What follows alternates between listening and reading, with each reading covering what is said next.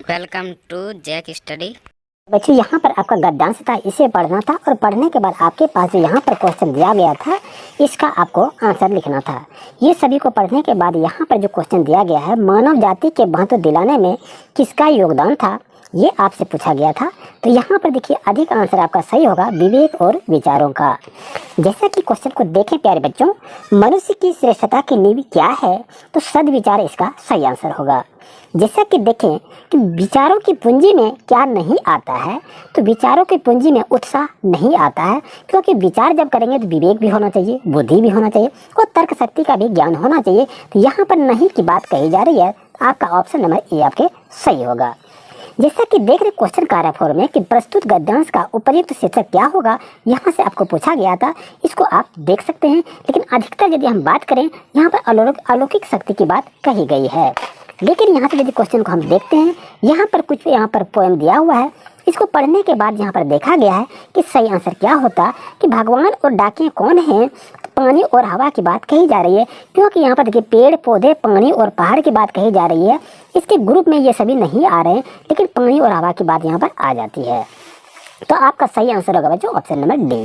जैसा कि बच्चों यहाँ पर देख रहे हैं क्वेश्चन क्या कर रहा है कि एक देश की धरती दूसरे को क्या भेजती है। एक देश की धरती दूसरे को क्या भेजती है, तो सुगंध को भेजती है। ऑप्शन नंबर सी आपके लिए सही रहेगा। जैसा कि 7 क्वेश्चन की बात करें, प्रकृति को किस रूप में प्रस्तुत किया गया है, प्रकृति को एक संदेश वाहक के रूप में प्रस्तुत किया गया है। क्वेश्चन नंबर 8, पेड़ पौधे पानी और पहाड़ क्या बांटते हैं, यानी क्या बांटते हैं, तो आंसर होगा चिट्ठियां बांधते हैं।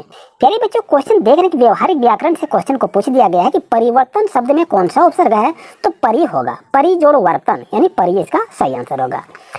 10 में क्वेश्चन कह रहा है बच्चों कि किस शब्द में एक प्रत्यय नहीं है, यहाँ नेगेटिव बात कही जा रही है और अधिकतर कैंडिडेट ये लगा दिए, लेकिन वो नहीं होगा। यहाँ पर सही आंसर होगा ऑप्शन नंबर डी आपके लिए सही रहेगा, क्योंकि शिक्षित में एक प्रत्यय आता है, एक प्रत्यय नहीं है, जो कि ऑप्शन नंबर डी सही होगा। क्वेश्चन नंबर 11 बच्चों जैसा कि देख रहे हैं, इस नदी में स्वच्छ पानी है, स्वच्छ कैसा विशेषण है, स्वच्छ एक गुण की बात कही जा रही है, न कि परिमाण की, न संख्या की। तो ऑप्शन नंबर डी बच्चों आपके लिए 100% सही रहेगा।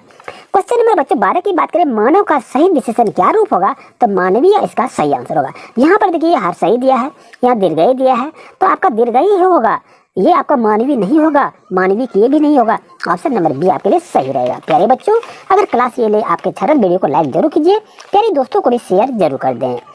जैसा कि देखें कवि का स्त्रीलिंग रूप क्या होगा बच्चों, तो कवियत्री होगा, ये भी कवित्री लगा देंगे, स्पेलिंग इसका गलत है, तो इसका सही आंसर होगा ऑप्शन नंबर सी।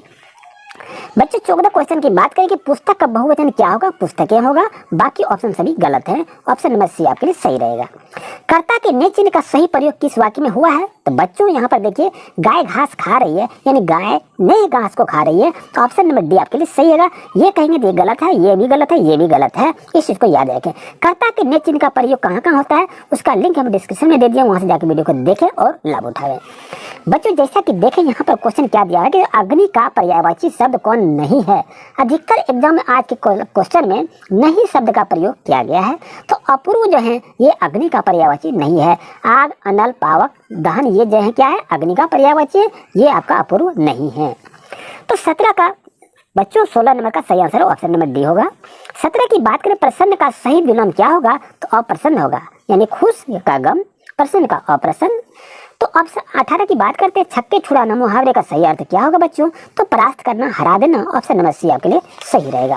प्यारे बच्चों जैसा कि क्वेश्चन को देख रहे हैं 19 नंबर में, अन्न और अन्य, अन्य का मतलब होता है दूसरा, तो आप देखेंगे अन्य का मतलब दूसरा हो गया, अन्न का मतलब हो गया अनाज, तो अनाज यहाँ हो गया, तो ऑप्शन नंबर डी आपके लिए सही रहेगा। बच्चों 20 नंबर क्वेश्चन, प्रातः काल हुआ और चिड़िया चहचहाने लगी, यह किस प्रकार का वाक्य है, ये आपका संयुक्त वाक्य है, इसे याद रखिए। क्वेश्चन नंबर यहाँ पर देखें पाठ्य पुस्तक से दिया गया है, आपकी पुस्तक को इसे पढ़ लें, लेकिन हमारे अंदाज से ये कहानी पढ़ने के बाद हम ऑप्शन नंबर ए हम सही करते हैं, क्योंकि यहाँ पर जो लिखा हुआ, क्योंकि मेरे पास किताब उपलब्ध नहीं रहने के कारण हम इसका सटीक आंसर नहीं दे पाएंगे, लेकिन यहाँ जैसे पैसेज को हम पढ़ने से ये अंदाज आ रहा है कि ऑप्शन नंबर ए आपके लिए सही रहेगा। बच्चों चलते हैं क्वेश्चन नंबर नेक्स्ट पर। 22 नंबर में क्या कहा है कि नाना साहब जब कानपुर से भागने लगे तब वे किसे अपने साथ नहीं ले जा सके, तो अपनी पुत्री को, बेटी को नहीं ले जा सके थे। कहानी में बेटी दिया हुआ है और यहाँ पर पुत्री दिया है, तो पुत्री और बेटी एक ही होता है। ऑप्शन नंबर सी आपके लिए सही रहेगा। जैसा कि देखें नाना साहब का माल कहाँ था, तो नाना साहब का महल कानपुर में था, ऑप्शन नंबर बी सही होगा बच्चों। 24 नंबर क्वेश्चन, अंग्रेजों ने किसे अग्नि में भस्म कर दिया? तो बालिका मैना को भस्म कर दिया था, ऑप्शन नंबर बी आपके लिए बच्चों सही रहेगा। क्वेश्चन नंबर यदि देखें बच्चों, यहाँ पर ये दिया पैसेज एक पद्यांश पढ़ना है। इस पद्यांश को पढ़ने के बाद आपके पास यहाँ पर 25 नंबर क्वेश्चन दे दिया कि हरियाली डाली किसका प्रतीक है? तो स्वतंत्रता का प्रतीक है, क्योंकि यहाँ पर दिया है कि तुझे मिली हरियाली डाली, मुझे नसीब कोठारी काली। यानी हम जंजीर में फंसे हुए हैं और तुम हरियाली यानी स्वतंत्र में है, यानी हरियाली डाली क्या मतलब हो गया? स्वतंत्र में है। ऑप्शन नंबर ए बच्चों आपके लिए सही होगा। जैसा कि क्वेश्चन नंबर हम 26 की बात करें बच्चों, तो यह मुझे किसको कहा गया है? यह मुझे कोयल को कहा गया है। बच्चों 27 नंबर क्वेश्चन को देखें, कैदी का संसार कितने फुट का था? तो 10 फुट का था, ऑप्शन नंबर बी आपके लिए सही रहेगा। बच्चों जैसा कि 28 नंबर क्वेश्चन की बात करें, रणभेरी का क्या अर्थ होता है? रणभेरी का अर्थ होता है युद्ध में बाजा जो बजाया जाता है, युद्ध के लिए तैयार होता है, तो आपका ऑप्शन नंबर डी सही होगा। बच्चों जैसा कि देखें क्वेश्चन 29 का है, हीरा और मोती किस जाति के बैल थे?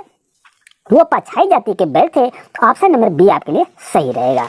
बच्चों जैसा कि हम क्वेश्चन को देख रहे हैं कि उपभोग भोग ही सुख है, यह पंक्ति किस पाठ की है? बच्चों इसका सही आंसर होगा ऑप्शन नंबर सी, उपभोक्तावाद की संस्कृति।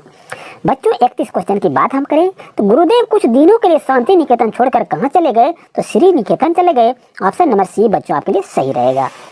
जैसे कि क्वेश्चन को 32 को देखें बच्चों, महादेवी वर्मा को कविता सुनाने पर पुरस्कार स्वरूप कैसा कटोरा मिला?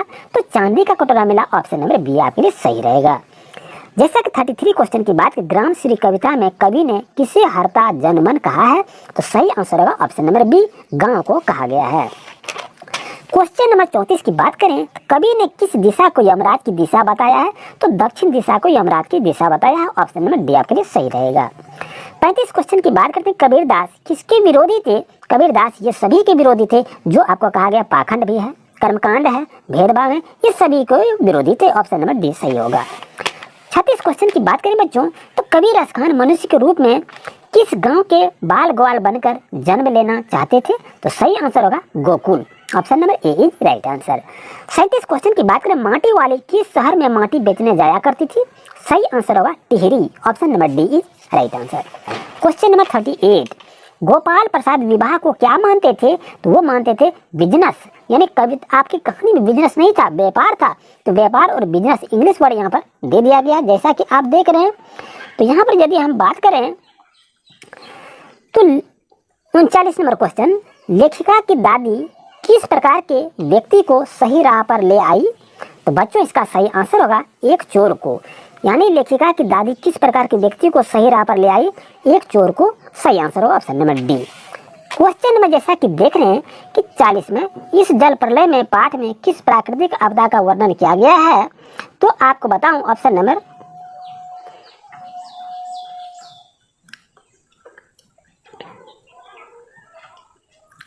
जैसा कि देखें बच्चों, क्वेश्चन आपका 40 नंबर का है, इस जल प्रलय में पाठ में किस प्राकृतिक आपदा का वर्णन किया गया है?